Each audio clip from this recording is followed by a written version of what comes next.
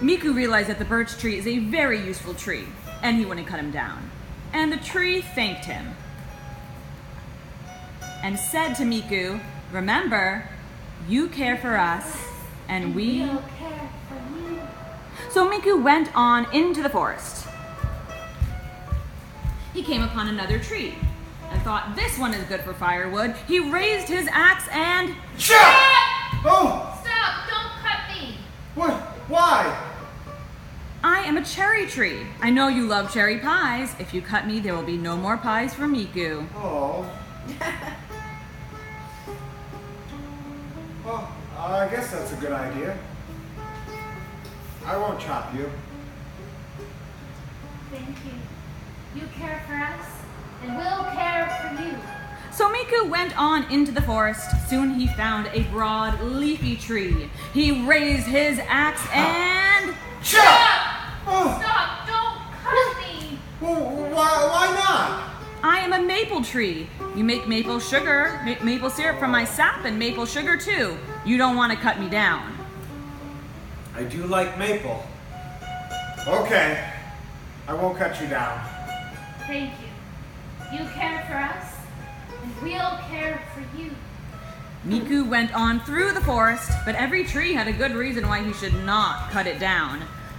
Pine tree gave its cones for Miku's fires. Cedar sheltered deer on winter's nights.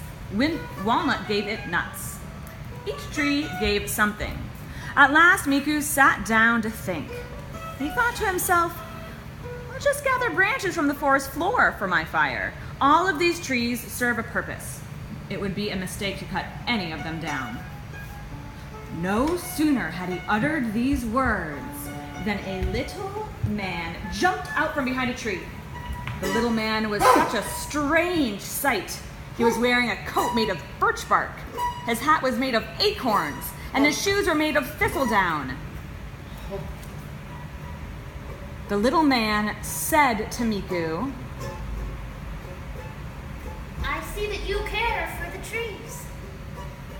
I have a gift for you. and he handed Miku a little wooden wand.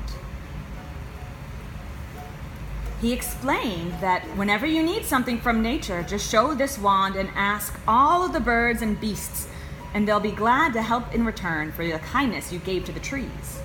If you want honey, show it to the bees. If you want berries, show it to the birds.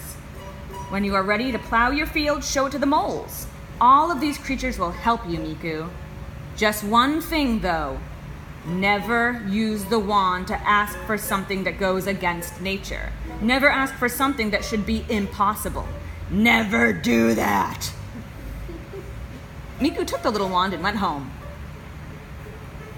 He wondered if it really worked. Could there be such magic?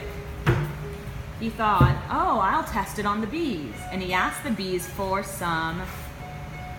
Hey, bees! I want some honey. Yes, Miku.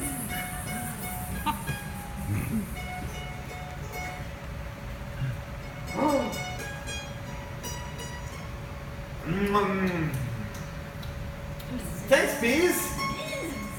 He thought, well, that works on bees, but I'm hungry now. Maybe I should ask the birds for some berries. Hey, birds! I want some berries.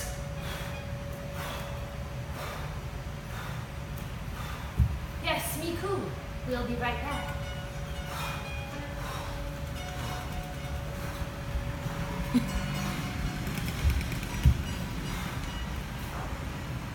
Oh.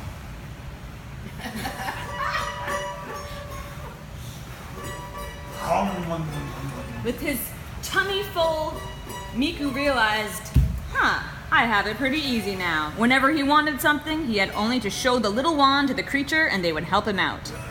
In the spring, he took the wand out to the field and asked the moles to plow for him. Moles! Plow my field for me. Yes, Miku. Right away, sir. The mole dug up and down until the field was plowed. Then he showed the wand to the ants and asked them to sow. Ants, I have many seeds that need to be planted in this field. Sow those seeds for me. And the ants did as he asked. Miku's life was easy indeed. He became rich. He became lazy. And he became proud and boastful. He got in the habit of giving orders. One day in the middle of winter, Miku happened to be out in the field. It was very cold. The sky was cloudy and gray. Miku hated the cold weather. He was accustomed to having his own way by now.